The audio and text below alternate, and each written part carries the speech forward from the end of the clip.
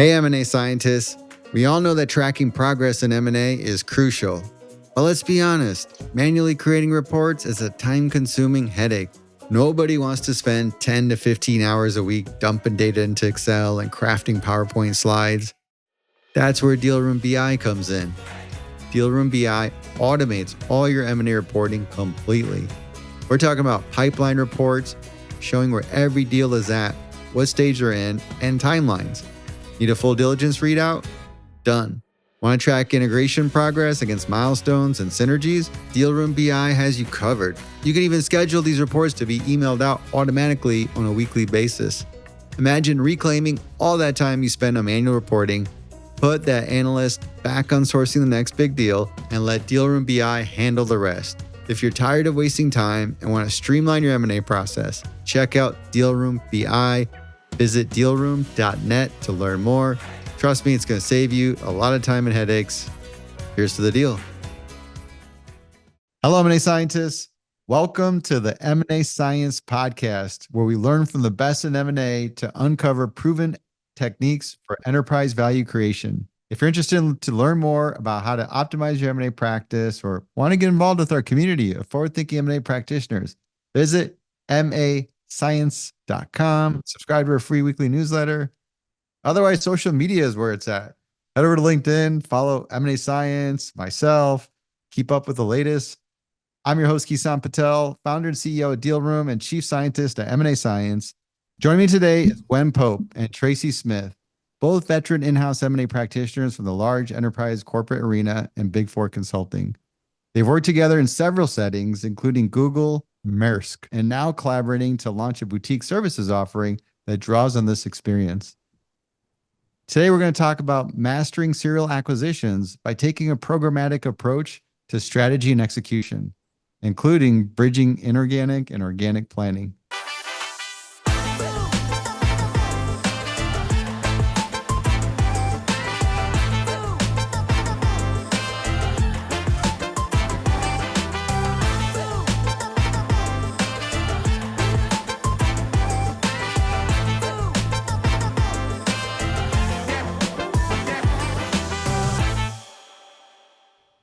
Gwen, Tracie, how are you guys doing today?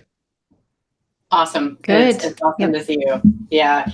And by the way, it's interesting, especially interesting to talk today, Kisan, because as maybe some of your listeners are aware, we had a conversation or two some years back, and I think we first met or connected when I was at Google through some mutual colleagues, and it's really interesting to check in right down the road and some years later and share how our thoughts have progressed and just evolving perspectives, trends, et cetera. So I'm excited to dig into the conversation for that reason alone, but also to hear some of your feedback and commentary on what we're bringing to the table to discuss today. So this would be great. Likewise. I feel like I'm getting better at this over the years too. So those of you for reference, Gwen has been on the podcast before.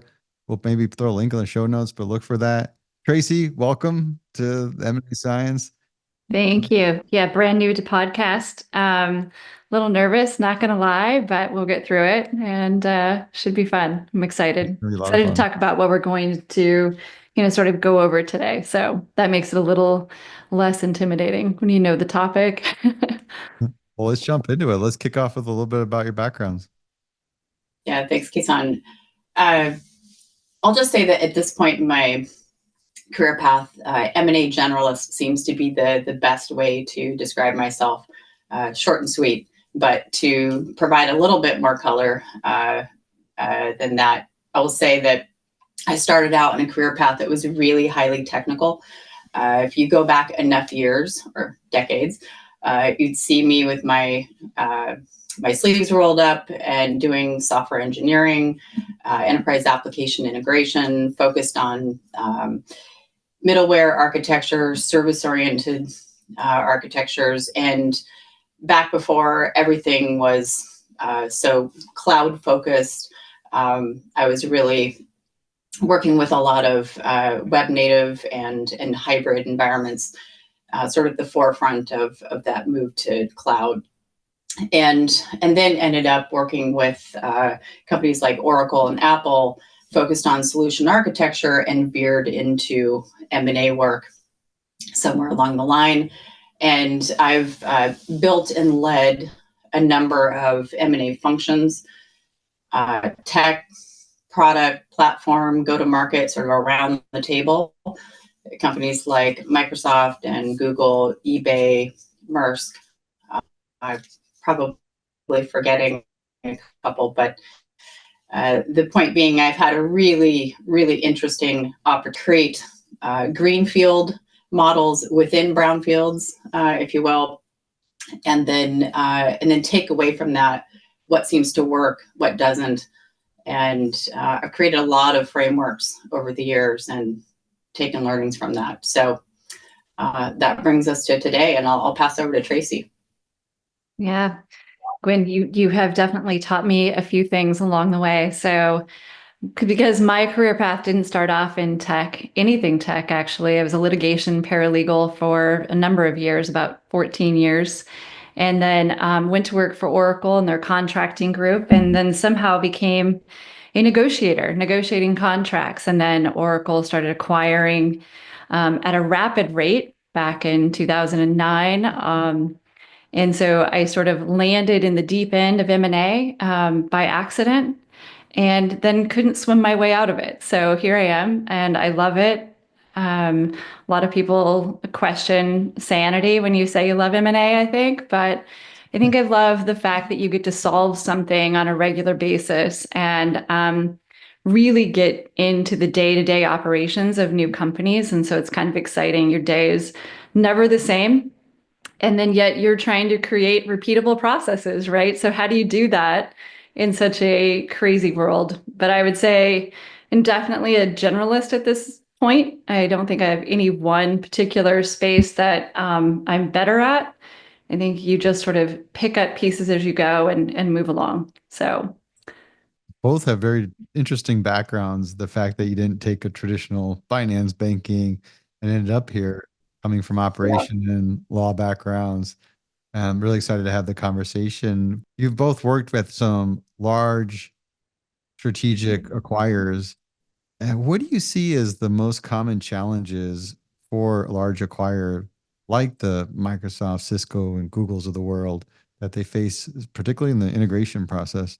Yeah, I think I'll start off with maybe a super obvious point, but there's some nuances around the implications to this point, which is inherently a serial acquirer is, of course, they're transacting an ongoing flow of deals, right? Whether it's an acquisition or a divest or something in between, right? That then you have this both accumulation of deal projects that you've just transacted and at various stages of planning or integration, but also you have this anticipation of future deals, and that all of that represents one of the strategic levers that you're pulling to execute on your corporate roadmap, right? That's the basic assumption. So the implication of that, of course, is that you have a number of plates to spin, and they're all spinning at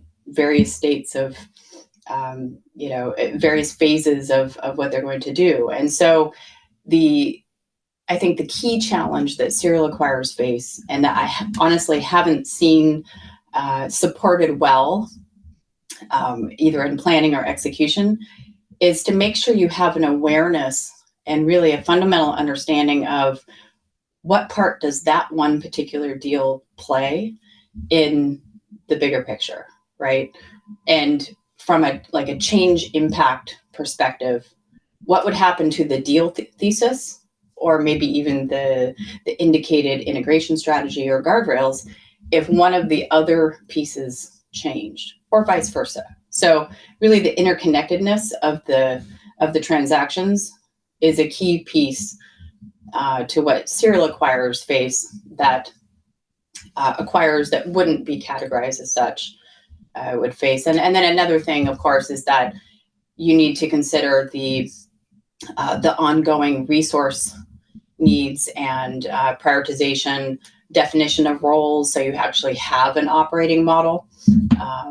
Whether or not it's super lean and you only have a few dedicated resources and a bunch of what a lot of us will lovingly refer to as the volunteer fire department model, right? For M&A functions that don't really have dedicated resources. So it's really making sure that you have the strategy piece, that awareness of the bigger roadmap, the resource model, at least a minimum viable one, defined, because you need that readiness to repeatably execute. And then ideally, of course, you need the framework, right? You need to have a way to repeatably operate and a strategy, a philosophy around how do you do deals. But that's really boiling it down to just basic building blocks. And Tracie, did I forget anything in our... No, I don't think so. But I think it really is the building blocks that you need to sort of picture it. If you need an image, is building a path to integration is really what serial acquirers need to sort of keep in mind and have an approach for as they move forward. What I picked up was the complexity really comes from having these deals at different stages of the deal life cycle, and that how each deal correlates to the big picture. Also, the interconnectedness of these deals, because they're all going to the same company and they're going to have their own different impact. And then also the resource model. How are you prioritizing the resource? How's this going to evolve changes in the overall operating model? I think that covers the basics. And again, it's just sort of inherent and an obvious point, but the fact that you are going to repeat and you already have executed on multiple deals, it begs a repeatable approach and a readiness from a resource and strategy perspective. And again, to avoid the really narrow, short-sighted thinking to say, here's this specific deal and its specific thesis and objectives, and it is the most awesome deal ever, and we're so excited about this bright, shiny object, and we're not looking at the rest of what's going on with the corporate roadmap, whether it's an inorganic or organic related initiative, when there's unavoidably connectedness. So yes, super important. How do you do it? How do you manage, the typical private equity playbook, right? You build a 100-day plan and you go execute on it. You just added a bunch of complexities with the whole nature of doing deals in a series. So now we need to figure out how to manage the short-term needs and then also align with long-term objectives. Spill it out. What's the secret sauce? The secret sauce is really in having the awareness and ambition that as a serial acquirer, you do need a repeatable model.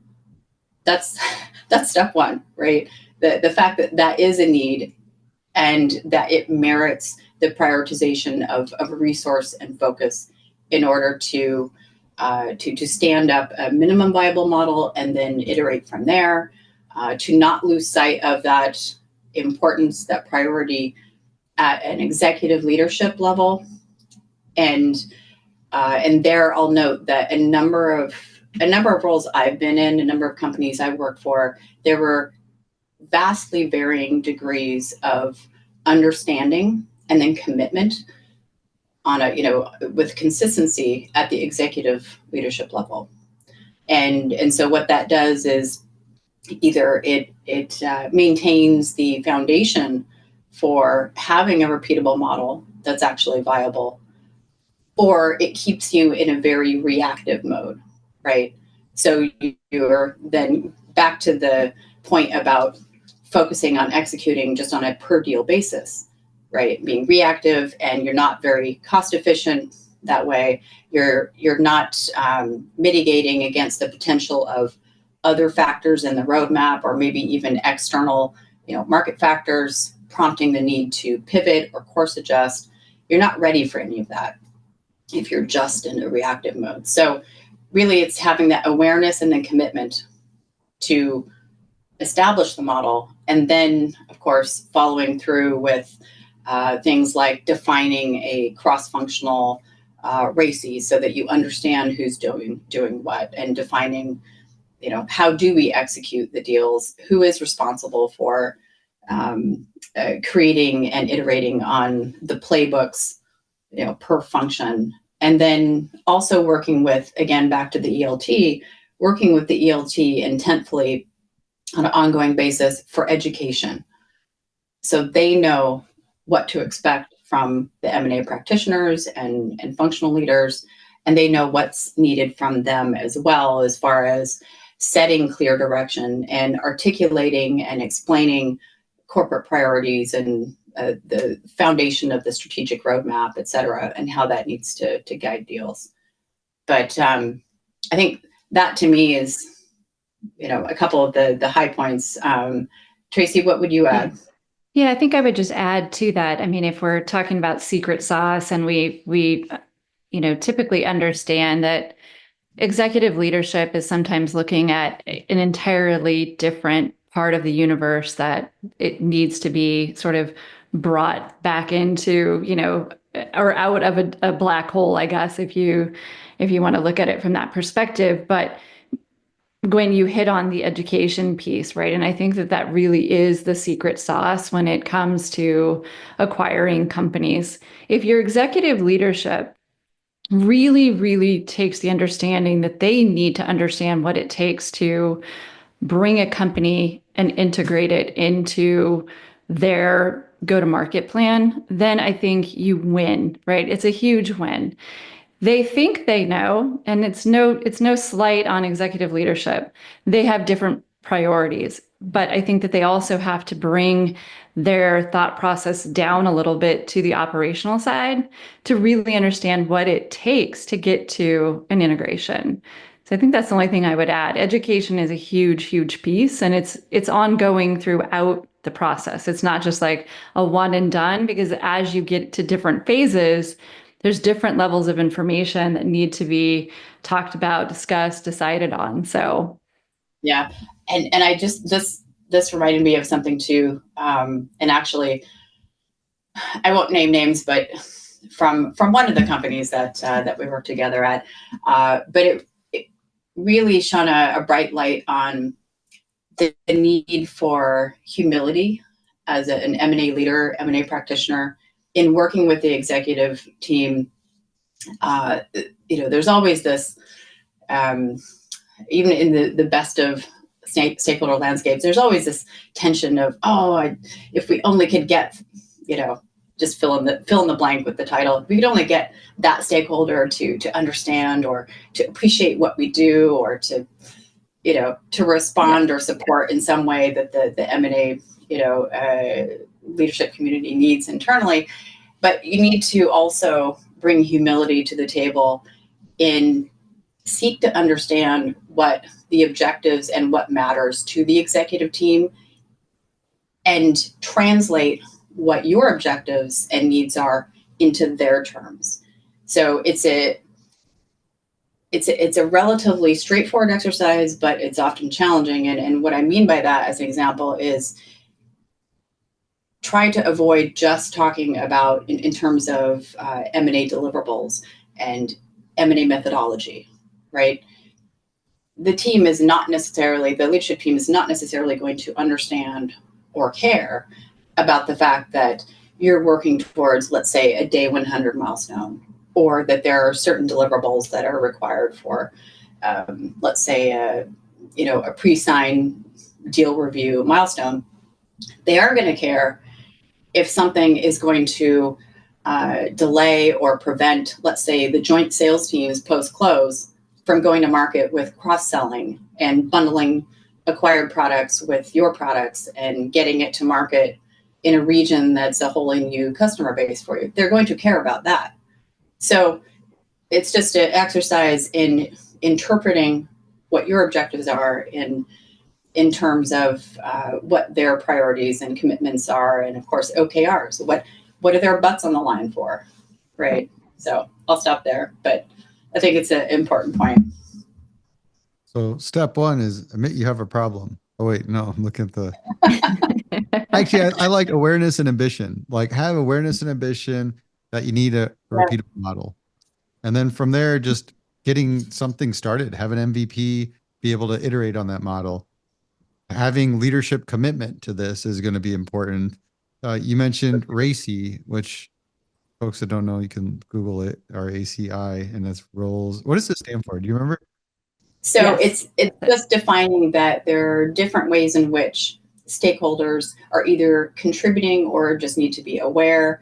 And regardless of how you delineate, the roles or define them, the point is who's going to do what and who just needs to be aware that something is going on. One more time, what does it stand for? Responsibilities? Responsible, accountable, consulted, and informed. Yeah, so it kind of lays out who's responsible, who's doing what, and yeah. And That's then right. the other thing you mentioned is defining the how as part of taking this approach. And then we dug into the ELT, which stands for Executive Leadership Team, for education. Now, your definition of education is making sure there's a clear direction and helping them know, because this happens. Sometimes people get a little chip on their shoulders and things can be easier said than done. So that, giving them an understanding of, I think you mentioned, Tracie, like helping them with a thought process that's in the operations. And then you flipped it around and saying there's also a perspective of just seeking to understand what those executive leadership team care about. So I think there's like a different alignment there. Yeah, absolutely. Because at the end of the day, M&A is, again, just one of the strategic levers at the executive leadership team's disposal, right? And we all know, very well that there's specifics, there's nuances that are particular to M&A work that you're not going to find in the organic initiatives and scope and execution. But it's, I think, crucial to make sure that you don't lose sight of the fact that it is just one of the strategic options, right? And that at the end of the day, you need to keep an eye on what is the set of corporate objectives, what does the strategic roadmap look like? Because the M&A is just a how. That's where you're deciding, okay, we're going to execute like this, as opposed to building in-house or, what have you. Why does most people in integration tell me that it's the long tail of doing integration that makes it? And I get like fatigue that, what is it? I think that's why they came up with 90-day, 100-day plan, because people are just going to check out after that. I want to hear from you. You've done it. I think the day 1 to 100 segment of deal projects, that does deserve a quick double click. And I'll pass it back to Tracie in a moment, because there's some helpful examples that we could illustrate around that, around the day 1 to 100 peculiarities and challenges and interim solutions that are needed there. But the longer tail, yes, it's about fatigue, right? And a lot of as we know, the resources that are engaged and accountable for executing on a deal project post-close, a lot of those same resources have been involved since some point of diligence, right? So for them, it really is a long tail, right? And there's also, I think, so that's point one. Point two is there are a lot of, I would argue, relatively more straightforward deliverables and charters, areas of scope that you'll see defined in M&A playbooks that basically stop at day 100. Because the greater complexity and the bigger challenge, I would argue, the bigger call for maturity within M&A models and teams is to be able to set the direction and figure out the solutions, the integration solutions required to get you to the end state. That's a broader complexity. And the end state, going back to our first point, requires, of course, understanding where's that end state fit in the bigger picture, right? Within product portfolios, within the whole strategic roadmap that's in motion, or, around the deal project, et cetera. So it's the complexity, it's the deal fatigue, it's the challenge where you inevitably see some either a revolving door or outright turnover at the executive level. So I would nickname the executives that are plugged in as deal stakeholders, deal sponsors. You'll see that term different things at different companies, but those very important roles, stakeholder roles, you'll often see some turnover. Maybe someone shifts roles, or maybe they even leave the company, and then you have a new person in that deal sponsor role, and then you have to educate them and keep them aligned, and that can create cause some issues as far as being able to have a through line of execution on what you originally intended with the integration strategy and guardrails. And then, of course, you also see external X factors, right, that can impact budget, resource availability. Maybe a pandemic happens. maybe a market crash. Maybe something drastic happens in your particular product or industry sector, and then you have to execute the rest of the integration plan on a much leaner resource budget or what have you. So a lot of things can happen to disrupt your ability to get to the end of the integration plan. But last but not least, I think that building out a full-fledged, cross-functional, truly operationalized integration plan, it's such a challenging thing that requires a lot of maturity and experience from M&A practitioners in-house that I haven't seen that done very well. At various places that I've either worked at or worked with.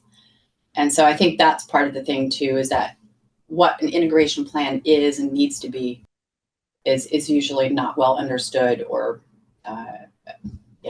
completed, produced.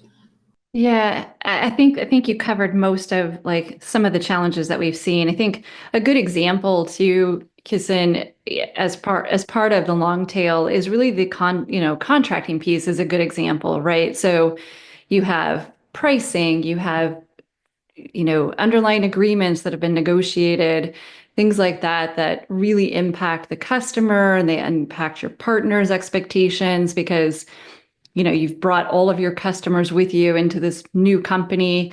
What does that look like? They think everything stays the same. It's not going to stay the same, but what does that interim period look like for them from a pricing and contracting perspective? So those are things that you have to put in place, a contracting sort of transition plan. What does that look like? So that, terms and conditions can align at some point and be sold on one paper, one order form, things like that to consider. And then, some of the strategies we've seen, depending on the types of contracting agreements, is leave their terms in place and amend or rip and replace. That's definitely something I've seen done before, and that's terrible. And it's really hard on everyone.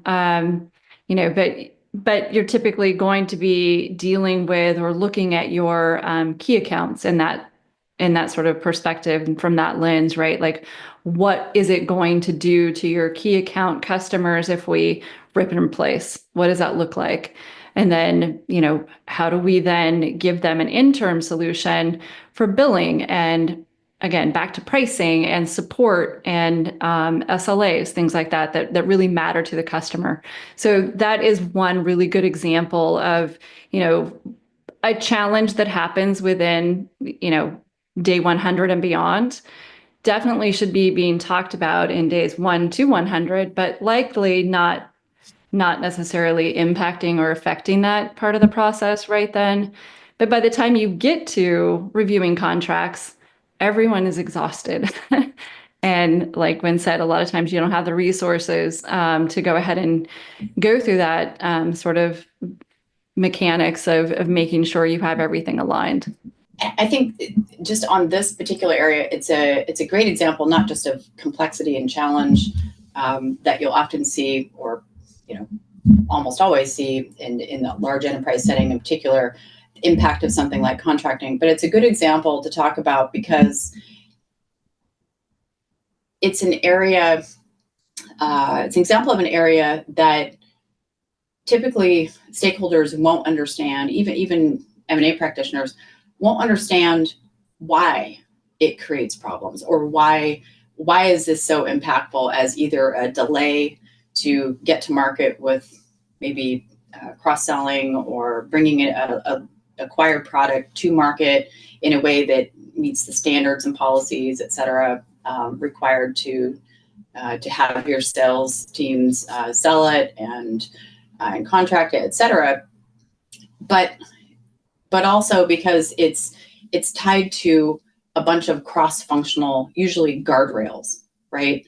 How you bill, how you're taxed, how you're able to commit to certain terms in different regions to different customers, the pricing that you're committing to, who's responsible for and who's benefiting from the sale as far as commissions and the models for the sales teams, et cetera. And so it's sort of this, it's one example of a good nexus of integration factors and guardrails and usually constraints that then ties to all sorts of other integration milestones. When are you consolidating billing? When are you transitioning entities, et cetera? And so it's also it's typically a hotbed of debate and half-informed debate, right? Where people are arguing through their own lens of, well, we can't do this now because of X. And then you talk to another functional stakeholder and say, well, we must do it because of X.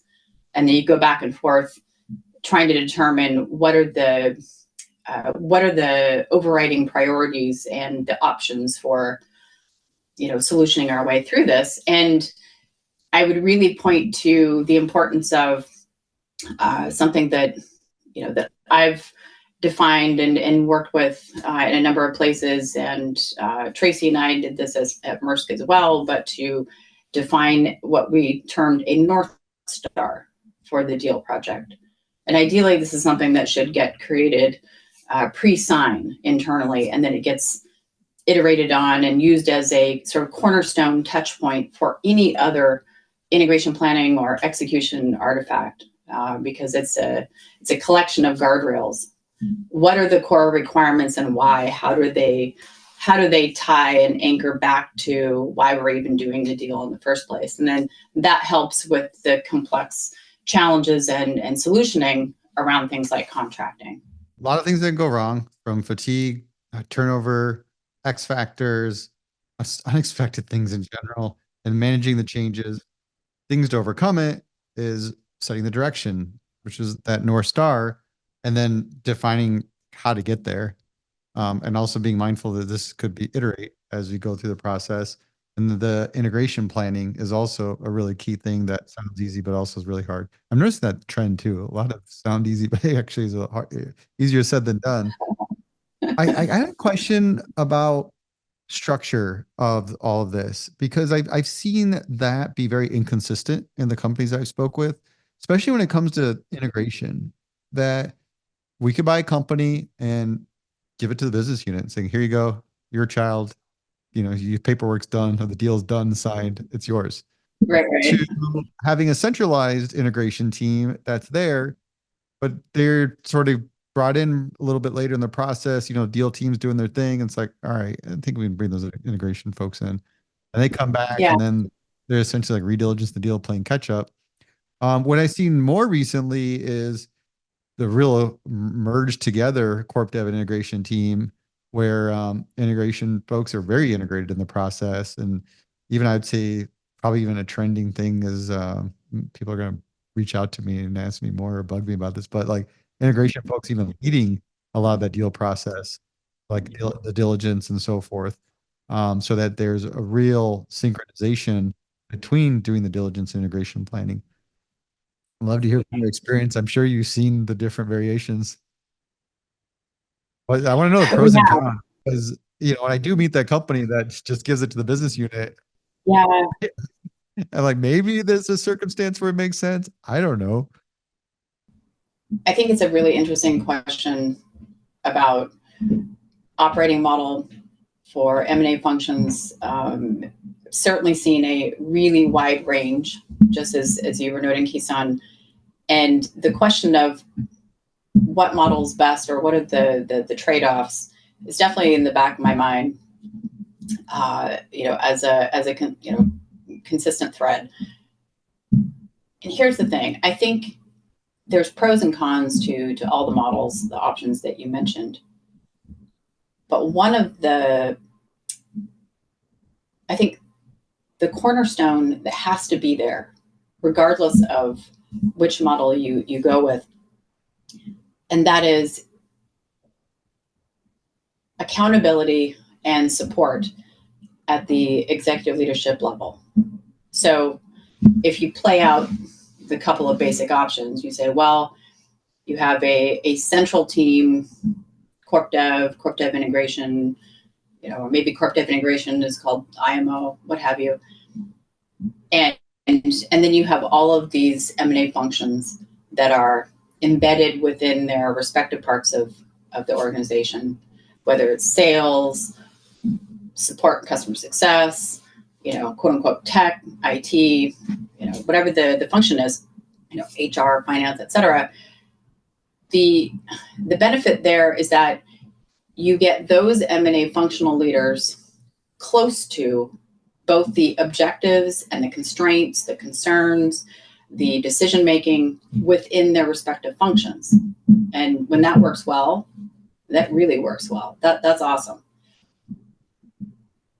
But you also need to make sure that at the executive level, that you have both awareness and support for whatever that slice, that cross-section of M&A activity and responsibility is. So the head of sales, whatever that role is, whether it's the chief revenue officer or something else, or the head of customer support services, customer success, et cetera. Each of the leaders needs to to back and understand the priority of M&A activities. I was one of my roles I was in, there was for a long period of time no one at the ELT level whose responsibility it was for integration overall. Like, it was this huge gap, right?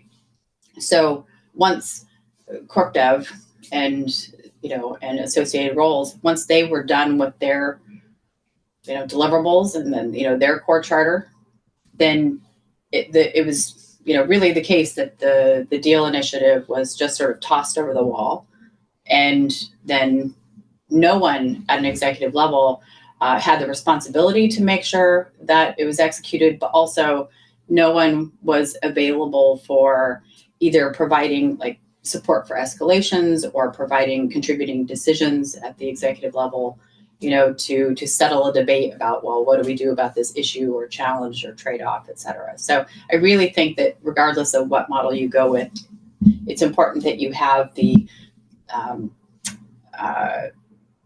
not only the awareness and backing, but also commitment as far as what are the OKRs, the objectives, and the commitments from an internal performance perspective that one or more executives are, on the hook for.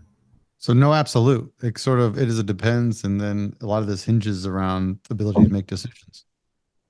There are ways to make each model work, for sure. One thing too, I think that's typically forgotten as part of that process, Kisan and Gwen, you can agree or disagree, but I think leaving out the long term or the steady state team for such a long period of time is a huge sort of misstep in M&A and integration, because it's that in-state team that's going to take your newly acquired company, whether that's 1 year in or 3 years in. They're going to be the team that sees the long tail all the way through to integration and then take over, right? So it goes to someone after integration. And I think leaving those cross-functional processes out of the mix is a huge mistake, because if you wait until the very, very end, now you have disruption again. And that's the one thing you want to try to avoid, right? Is disruption. You want it to be as smooth as possible in a crazy atmosphere, but bringing in your steady state people, cross-functional teams earlier than later is probably, in my opinion, one of the best sort of strategic things that you can decide to do early on. Let's talk about decision making. Decision making is interesting. From doing these podcasts, I've learned so much of M&A success hinges around this, because you have two different organizations coming together that have different ways of making decisions. And so much of doing integration is an exercise of making a lot of decisions as quick as you can. So I'd love to hear your perspective about it. And let's talk through, like, how do we make it work? Yeah, I think this is one of my favorite topics. There's I think first there's a need to not just have that North Star defined. Of course, initially it really is truly just a set of assumptions, right? It's anchored to a deal thesis, initial deal model, as far as what is the value that you're after. And so you have to be prepared to iterate, of course, adjust, if it's appropriate, but to have that North Star as a direction setter, that's key. But then also to be prepared as you step forward and progress through the phases of the deal project, to be prepared to establish a key decision. You can call it a log, or it really could be as simple as just a single document. I've seen it, defined a lot of ways, but to capture the key decisions across the functional lenses, and also articulate what happens or what's intended to happen across the deal phases and phases of integration, particularly, then you can really work not only awareness through visibility, but also alignment and prompt for feedback and iteration if needed across the functional leaders, whether they're M&A functional leaders or they're business unit leaders. To Tracie's point about pulling in business leaders during the planning, not just wait till you're ready to execute, and make sure that you're all singing from the same page, right? So, and here's an example on capturing key decisions. You might look at it from a product perspective, just very, very simply boil it down to what of the acquired products or services are going to be kept in market, or maybe pausing sales and then intend to, bring it back to market. What are we doing with the acquired customers? What are we doing with the acquired partners? What are we doing with contracting, pricing, support? Any of the key areas where, where function leaders and teams would need to know, what are we doing, right? And what are we supposed to not be doing? And what do we tell customers? And what do we tell partners? And so at a very high level, to have that reference point is key. And of course, you're not going to know the answer to all of those, blocks of decisions initially. So you work with working assumptions, and then you use that to prompt for, at the right time, decisions and strategic inputs from the executive or steerco level for the deal, right? So then you rough it in, and then you flesh it out. And then by the time, the idea is by the time that you get to, let's just say sign, roughly speaking, because I'm such a huge fan of not only integration-led diligence and having that lens early on, but also making sure that you have, to the best of your ability, a directional plan in place, and alignment on that before you close. You're looking at then a set of key decisions that set the direction and guardrails for day one, day two, 100 plus, et cetera. So I think that those two things are really key there for decision making. Last but not least, to have the information flow mapped out. Not just who's making the decisions and giving the approvals, but then who needs to be aware? Who needs to be aware so that maybe they have the opportunity to raise questions or input, et cetera. So I've, in various places, I've nicknamed that the nervous system, right? Just how is the communication going to flow, and that sort of ripple effect of making sure that there's visibility and opportunity to provide input, or responsibility for inputting decisions, if that is what your role is. Assumptions is a big piece of it. The two big pillars I got was one, actually like planning decisions ahead, which is something I never thought about, and then logging decisions. So you basically have these broad assumptions, and based on that lends you to start planning when you make decisions at the right time. And then when you do make those decisions, actually like log those decisions. And then that lends into the information flow, because when you do make those decisions, you want to be able to map out who should be aware and communicate that, and then have that as a reference point so people can always go back and know. And that sounds really a key part of this. Does this, and I'm just trying to get like a visual, maybe we could even talk through example, but like, does this decision turn into like a tree structure? Because I almost feel like you make a decision to do this, and all of a sudden you got to make a lot more decisions after that. Does it sort of turn into that kind of, what does it look like? It often does. And I think, so the example that Tracie mentioned earlier around defining a contract transitioning plan, that's a great case in point. There have been a number of other so-called big rock topics and decisions that I would point to around when and how to do the billing transition, or when do we or must we transition entities? So acquired entity, the decision around, do we keep it? If not, when do we transition it?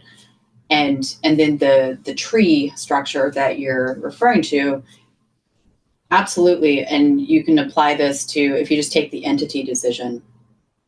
Well, what are the basic trade-offs? Either the prompts or the trade-offs, right?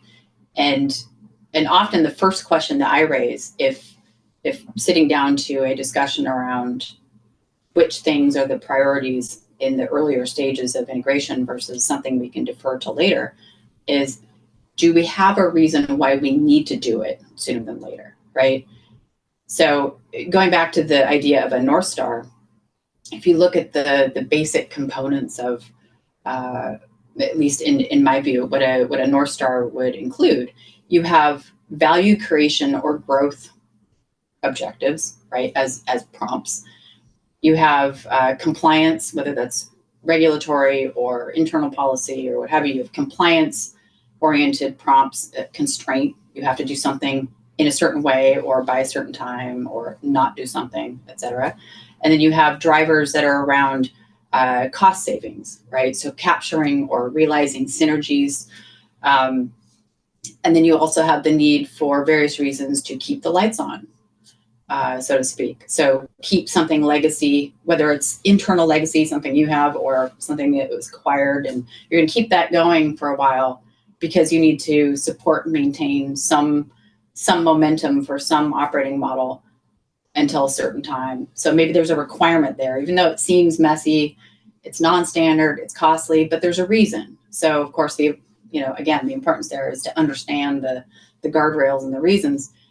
And then last but not least, customer experience and employee experience. So you have retention and adoption and acquisition and retention drivers there. So to understand what those basic ingredients are for your drivers and your aspirations, then that will help you, to weigh then the tree and the unavoidable cross-functional intersections or rabbit holes, however you want to define it, right? That sprout out from the decisions. If you take the entities, like, well, we don't have to do it now. However, there's a financial and like tax burden to continuing this entity. It seems harmless enough. Let's just transition it.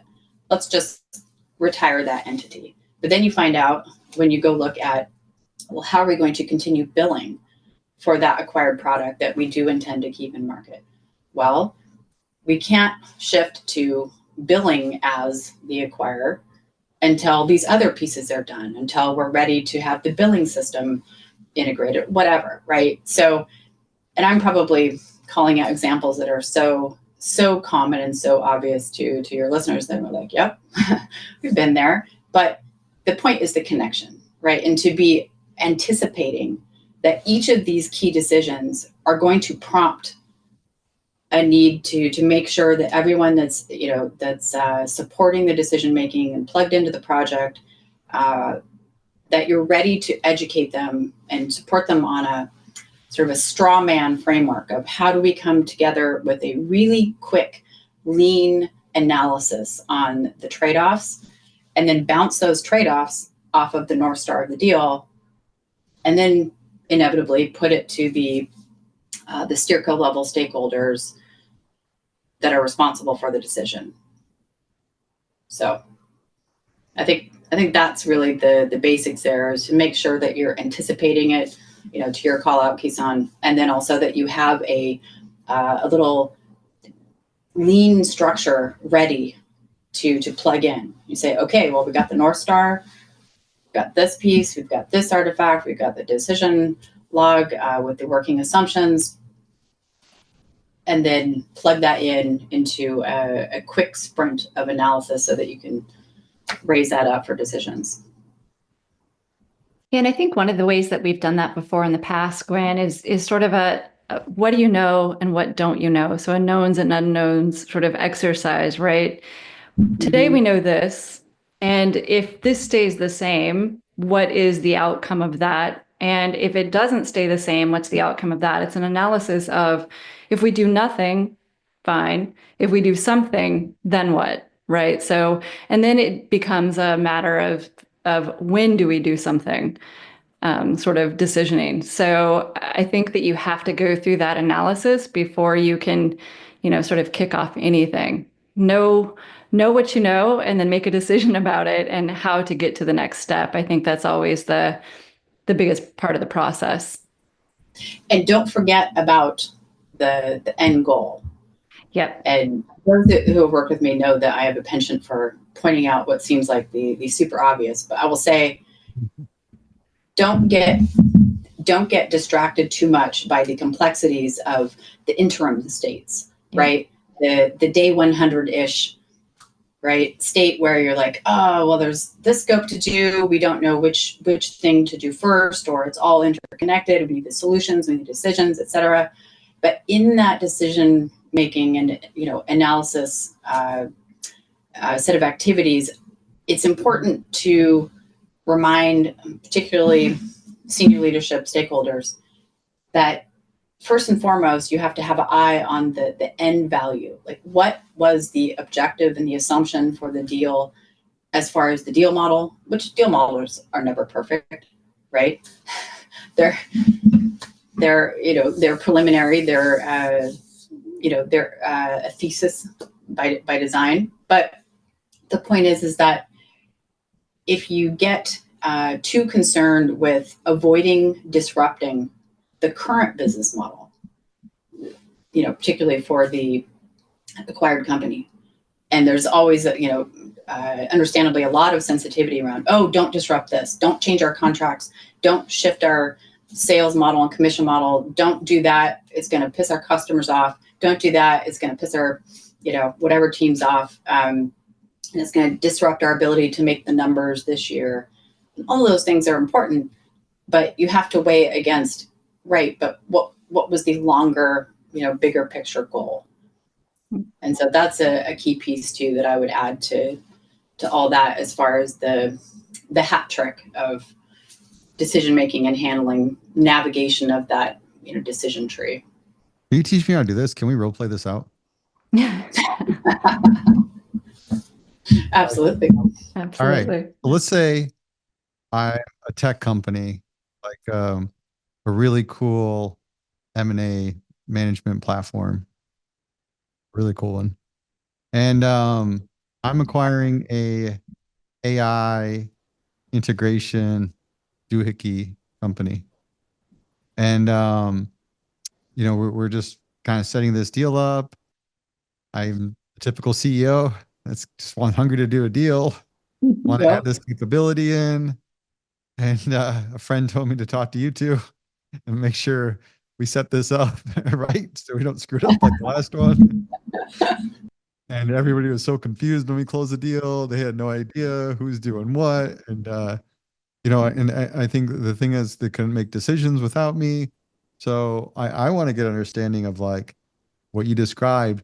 How do I actually approach setting this up? And also like setting it up in a way that's going to foster making decisions fast, so we can do the integration fast. I would first say, Keith-on, tell me in just the most compressed nutshell why you think this is a good idea. And never mind the like technical specifics, but just in a sentence. What do you think this is going to get? Customers are going to love this AI capability because it's going to help them plan integration much faster. It's really going to bridge that gap between diligence and integration. It's something that's missing in the market. We've seen customers struggle with integration. We don't have strong capabilities in integration. By buying this company, it's going to enhance our offering and make it compelling. And we could probably upsell it. We like upselling things. So, the upselling is going to give us a good revenue lift, and we see some strong synergies there as well. Awesome. So then I would say, if you're looking at this as a critical value add, and presumably you are intending to either embed it within and deeply integrate it within your existing product platform, or at least tie it under the hood through APIs, et cetera, so that to the customer it's seamless as far as the use, then I would anticipate that there's going to be some key decisions around integration timelines and readiness. Do you have the resources with the right skill sets, or are you relying on the acquired team predominantly to enable not only a robust integration plan, and by that I mean literally product integration, and also I'm assuming that you want an accelerated timeline. Like there's a timetable at which beyond that it wasn't worth doing the deal, right? Like if it took you for some reason 2 years to tie the products together enough that it made sense to bring it to market as a value add for your customers, then there's no point, right? Yeah. And I'm just picking a timeline arbitrarily, but so I would say on the product level, expect that you're going to need the resources and the focus to see that product integration timeline, both the plan defined and also the commitment to execute quickly. And make sure that your assumptions are vetted around the domain expertise of the resources on the target end. Make sure they actually know their stuff. Or is it just a couple of the co-founders, and then their teams are actually really junior and they're not going to be able to help you do the product integration? And I'm sure Tracie has some things to add and prompt you with around readiness from a commercial standpoint to make decisions around how do you sell this and what do you expect the teams to do selling it. Yeah, I would say that you would have to consider what that commercial model looks like. Are you selling a SaaS model? Are you selling a license model? What is the customer getting from you and how, right? What's the methodology? Is it a link? Is it a from a SaaS type product, or do they actually need a license key? Depending on how you're going to sell that to the customer, that's going to matter, right? Pricing, what does that look like from, with your product? Contracting, is it a click and go, like just an online sort of agreement, terms and conditions, you don't negotiate? Those types of things you need to take a look at from the company that you're looking to acquire. What do they do today? And does what they do today work? Where are their big rock problems, right? What are they looking to solve by being acquired? Is it just a money flow issue, or is it truly a product issue? The product might look really exciting, but if they can't get it off the ground, then you have to really consider what that does to your own company. And last but not least, I would ask you, Kisan, to consider, preemptively, consider what would piss your customers off the most based on their expectations. And I'll give you a couple of examples. Do you think that they have just, things that maybe they take for granted that you are already satisfying them with, like good contracting terms, favorable pricing? Maybe they like how their terms renew automatically. Whatever it is that they like, they're most likely going to be upset if that's disrupted or changed. So anticipating, if you buy this company, how quickly can you actually, from a commercial standpoint, from a go-to-market model standpoint, bring that to your customers in a way that is not going to cause more disruption than provide added value? Bringing back the other stakeholders' perspective. So I can see how these assumptions, I got a few big assumptions, and now you're starting getting me think operationally, and that these assumptions start cascading into more smaller assumptions. And then it seems like there you're starting to surface like where there are going to be some points of decision. And some of that we need to wait till we get more information. Some of that we can start at least hypothesizing now of what's going to happen if we go plan A or plan B. So that I'm getting a sense we're going in that direction. What about like a model? Or is there anything I need to define in terms of how we make decisions, or sort of get everybody on the same page around that? Is there anything that I should be thinking about? Well, I would ask you, who's responsible for, in general, weighing in and both setting a direction and weighing in on key decisions for the different aspects of your current business? So who makes a decision on product strategy? Who makes a decision on, and maybe this is the same person, but from an engineering perspective, right? How something is built or integrated or triaged? Who makes a decision from the perspective of the commercial model, whether that's broken into pricing and contracting, et cetera? And then make sure that, make sure that those people or a proxy for those leaders is then plugged into the deal initiative. That's step one. And then step two, of course, having that North Star piece. And in the beginning, honestly, that could be half a page. It doesn't need to be something that's overcomplicated, but something that sets the groundwork for, these are the core requirements that enable the deal thesis. I'm not creating a lot of technical rules. It's more of really making sure the right people are looking or sort of guided to make those right decisions, but then having that North Star defined so they're conscious about it, that, hey, this is the outcome we're going for. So let that guide you to making the right decisions. Yeah, absolutely. Yeah, and there's relative priorities too. There's a relationship between the priorities. There may be a priority around the target company's product and also its people, but maybe for this particular deal, Kisan, and this would be, obviously a question to you, do you technically care more about the product? Is that more central? Not that you don't care about the target company people, but maybe it's not such a critical piece. On the flip side, back to our earlier points, you could tell me, you know what?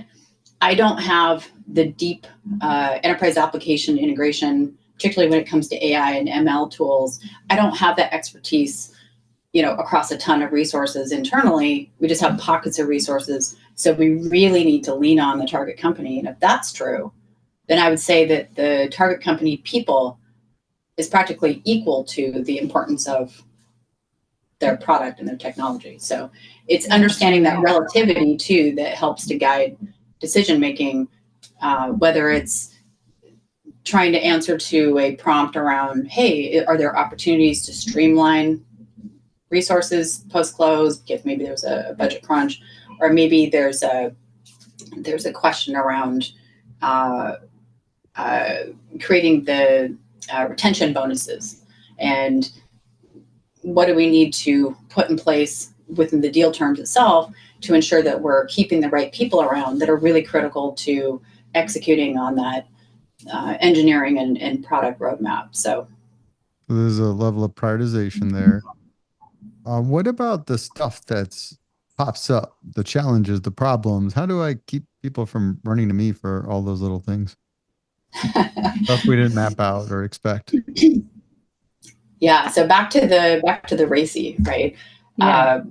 So understanding and then empowering the roles from a functional perspective. If you're going to say, let's just arbitrarily, that you have a go-to-market M&A functional leader, and they're responsible for both driving the planning and also coordinating and escalating the decisions and insights around everything that is related to go-to-market. It's sales, it's marketing, it's sales ops, it's customer support, et cetera. And then you have another lead and their team that's responsible for all the technical aspects, and then you have another one for product, et cetera, et cetera. Then you need to make sure that those functional leads are empowered to be responsible for either defining a decision if it's appropriate, for them to do that, or working with their respective leadership to go get that decision made. And if it's something that can't be solved for, within that functional path, then at the very least they need to bring back or work with other functional leaders to do this, for a cross-functional analysis, raise up to the deal leads and to deal steerco an assessment of the options and trade-offs, right? So to really focus on the accountability for not just pointing to scope and problems and issues, but also here's the options. We've looked at this from a lean assessment sprint perspective, and based on the deal objectives and the guardrails and the North Star, et cetera, this is what we would recommend considering. There's this, but it costs a lot. It would require a lot of resources, but it solves it like this. And there's this over here. You allow for the cost and some issues to continue, but there's a trade-off because you're not investing in a throwaway solution or whatever. Sorry, Tracie, jump in. No, I think you're on the same track. Sometimes we still finish each other's sentences, so it's good. But I think also, Kisan, one of the things that to touch on is, if you're really wanting to put something robust in place, like from day one, an integration help desk per se, or a guardrails, the racy piece, right? Making sure that artifact or that documentation has been created so that going into it, like, who's going to make these decisions? Who am I going to empower to decide these particular items? And having that sort of laid out prior to is super helpful. And again, it can be half a page and iterate, because as you go, right, you may uncover different things that need to be decided, but it doesn't have to be complex. That's for sure. It can be an easy process. You just have to have the right people willing to and informed enough to be able to make good decisions. I'm starting to see a theme here of assumptions, people, strategic pillars. And as we progress through this deal where people are aligned and we're making decisions that drive towards the North Star, we're humans, like we forget everything the next day. How do we mentioned the decision log, like walk me through, how do you actually make a decision log that works? Because I feel like it's just such a big challenge, small or large company, that did we talk about this already? Didn't we already? Yeah. So Yeah. yeah, how do you sort of keep that intact and make it so we don't even make the same mistakes? I don't know. Yeah. No, I'm a big fan of not recreating the wheel and repeating mistakes, at least to to a full extent on each deal. But okay, so here I am mentioning another seemingly super obvious thing to call out, but one thing that I've seen, back to the point of the nervous system, right? To see what visibility do I need to share around, certain areas of information that, or artifacts that are created within the deal project, not to mention tracking status, et cetera. And the benefit of having even just a single shared folder, let alone a SharePoint site or something that is a restricted site at first just for deal project members, and then later you can open up certain areas of it to either broadly internally or just to certain leaders, et cetera. But the point being that you have something that is a source of truth, touch point, right? Whatever that structure is of that document or deck or SharePoint page or whatever it is, make sure that you have that created early on, and then make people aware of and remind them where to go for it, right? So maybe, for instance, at the bottom of every one of the initial deal project decks, like you do a kickoff at the start of diligence or what have you, you have your functional leads assembled that are the cross-functional members of your deal project. And at the bottom of key documents, include a link to the internal project page or landing page, whatever it is that you want to point them to. And so you start to train, not only provide awareness, but to train, build that muscle memory. Oh, okay, well, there's the deal project page or whatever. And then have within that shared touch point, you have a reminder of here's the key dates and milestones. It's up to you whether or not to try to get fancy and have iteratively updated like project tracking, et cetera. But even just to have the basic dates and milestones recapped, and then to have a reference point of here's a list of the functional leaders, back to the responsibilities aspect of knowing who to go to or who to expect is handling certain areas of decisions. So there you have who's on what base. And then you also have the access to the deal North Star. This is why we're doing this, and these are the core assumptions or guardrails. And then when it's ready, then you also publish the whatever form the decision log is in.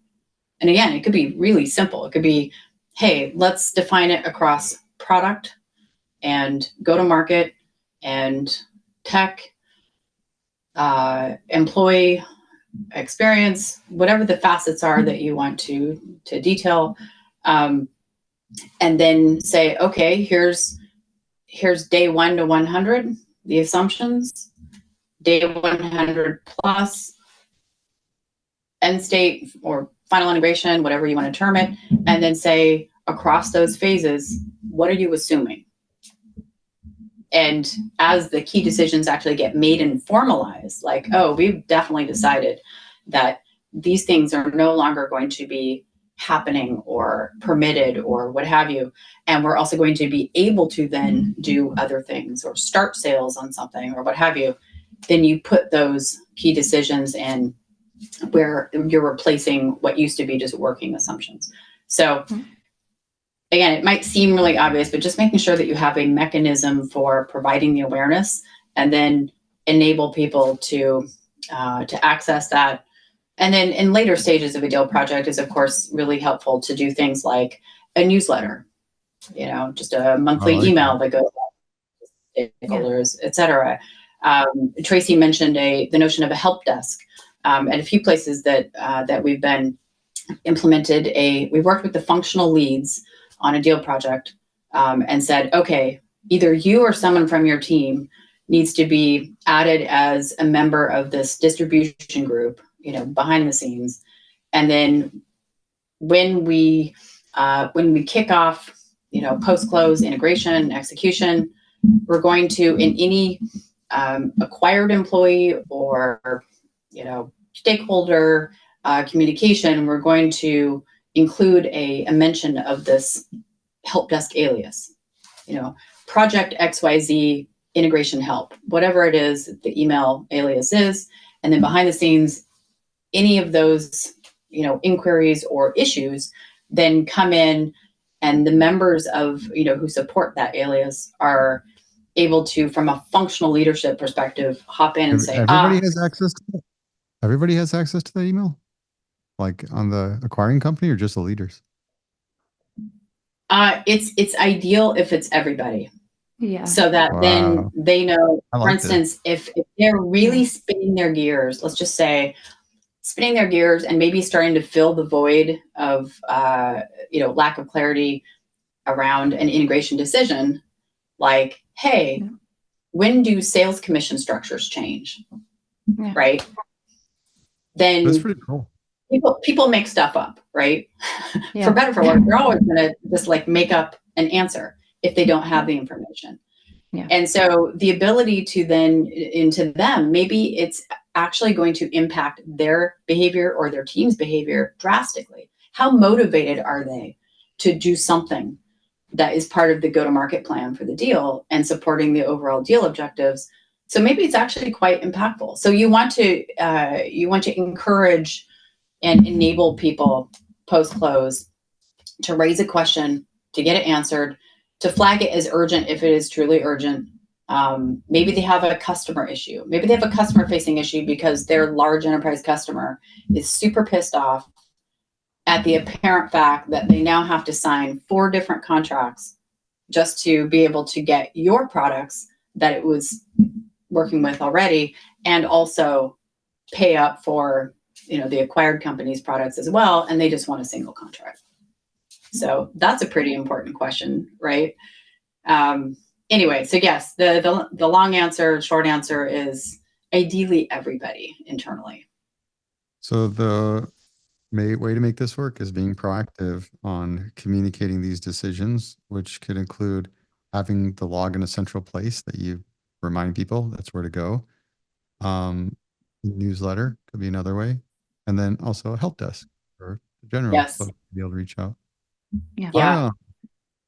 Our M&A management platform here has some of this capability, but at some point I can learn from you, because the thing I think we're missing is how do you tie this up to the North Star? And it'd be interesting to kind of productize some of that of making sure that stays sticky, because it's the most common thing you hear about. And it's again easier said than done. Oh yeah, Right. strategy, communicate the strategy. But then all of these people are working on things and everybody forgets why we're doing the deal. Right. Not everybody, but part of what we're motivated and preparing to do, because drawing from the learnings of, like I said, I found myself, it's almost serendipitous at this point because it just keeps happening. But I found myself in so many roles where the prompt was, you need to create and implement a framework, a repeatable model, and also find a way to bridge from that repeatable M&A model over to the whatever you call your standard operating model, whether it's from the Amazon world, the OP, operational planning, or if you call it something else, it's whatever your standard, non-M&A way of prioritizing roadmap and resources and budget, et cetera. You need to connect that as soon as possible at an appropriate point in the deal phase, to that. So it's about getting that connected. And I would say that the aspect of, productizing solutions for those repeatable models, that was one of the biggest motivations I had over the recent year, and realizing that, there are not only a lot of repeating patterns, and repeating solutions, but also there is a way to construct adaptable sets of artifacts, an adaptable framework that a company can take that and say, okay, well, we're going to tweak this, right? We're going to mold this to fit not only the way that we do business and the way we want to do M&A, but the realities of what resources and roles we have in play. And also occasionally specifics on a particular deal project. Maybe it's so nuanced that you need to adapt a particular, artifact or, way of working. I can see this applying really well for roll-ups as well, just because they're doing deals at scale. Absolutely. Which, yeah. Maybe there's an opportunity to collab on our M&A, either science fair or summit later this year. Because I think roll-ups is going to be a big theme of going to 2025. That would be very cool. Yeah, it'd be fun. I got to ask you both, what's the craziest thing you've seen in M&A? I'm not sure we might have signed NDAs. It's no names or dates. We'll protect the innocent on this one. No names or dates. There are too many options. I don't know, Tracie, can you think of yours first? I can think of one. This goes back a few years. The company I was at, we bought this great company out of the UK. We planned for their integration and migration of their product, right? And we planned well. Like, I have to say that our systems team was pretty robust and incredible. So all of the testing went well. We were set. I was in New York City, super excited to be there with the team for that particular office. And it was like go live time. And I'm telling you, we had done months of training, with this exact exercise of go live. And the minute we hit the switch for true go live, everything died. We lost all of their data, all of their customers, everything we had planned for, gone just like that. And I literally thought we were going to have like salespeople and the old CEO like jump off the building. They were freaking out. We all were, frankly, but it was really crazy. This was like a day one type of cutover? Or? It was like day 100 plus. It was a true cutover, right? Oh, it was really like systems cutover. Really system cutover. And we thought it was going to go well. Like I said, we had a great migration team, great systems team. Testing went well, tons and tons of testing. And so we were just like, yeah, it's time. Let's do it. And everyone logged in right after go time and nothing. I mean, nothing, not even a screen was available. Talk about panic. Easy. Easy. It sounds easy. It's not easy. Not easy. The words all sound great, but they don't always come out as planned. So that was pretty crazy for me. Well, I'll pair a super simplified vignette with what Tracie just mentioned.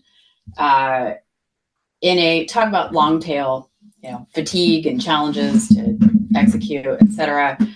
There was a particular deal that had been struggling for several years, right?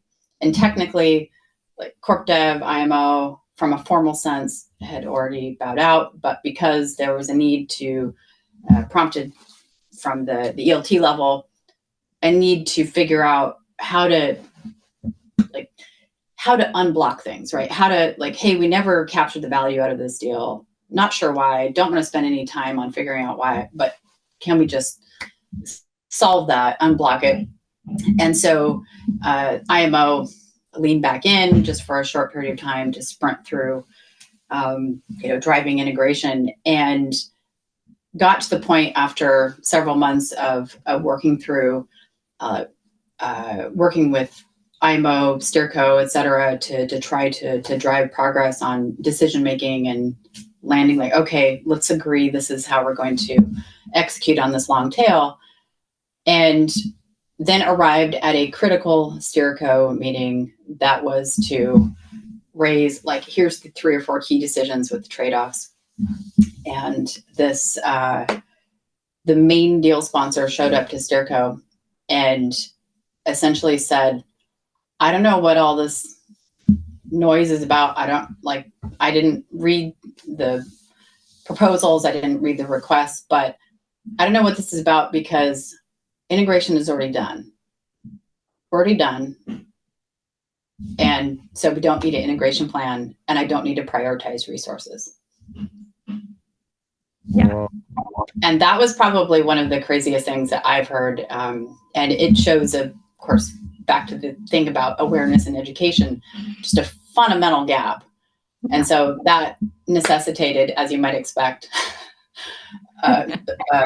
revisiting fundamental conversations, let's just say. Yeah. What was integration? Was closing integration in his definition? That was the next question. Yeah. We got the contract signed. We're fully integrated. We're good to go. We're done. Yeah. Awesome. Well, but yeah. And I think it's funny too, right? I mean, we've talked about this a lot, Gwen, you and I for sure, but integration means something different to everybody, right? And that's something that was a huge lesson learned, I think, that I always thought I was using the word the way we all understood it. And then turns out, this last year, I think we all had a huge sort of aha moment where it's like integration to a lot of people meant we can sell the product. And that's not integration. You're just lucky enough that you're still selling the product in a way that was a legacy, process, but you're certainly not integrated. So it's a good reminder in that education piece and communication piece to also check your semantics. Yeah, did lead us to think operationally. Yeah, that's right. Thank you both, Gwen, Tracie. This has been a great conversation. I learned a ton. About decision making specifically. You've helped me become a better M&A scientist today. Good. Well, we learned a ton from your ongoing conversations with other practitioners, and always a pleasure, Kisan. Yeah. Pleasure. Thank you. All mine. And fellow M&A scientists, how you get to the end, I love you for it. I want to hear from you because you are a true M&A scientist for sticking through. And that's, I make it intentional, right? Put the good stuff towards the end of the interview. So reach out to me. Love to connect. It's been fun. I get folks that reach out, connect on LinkedIn, send me messages, feedback, topic ideas, and criticism. I get some of that, which I welcome. That's how I learn to get better. Till next time, here's to the deal.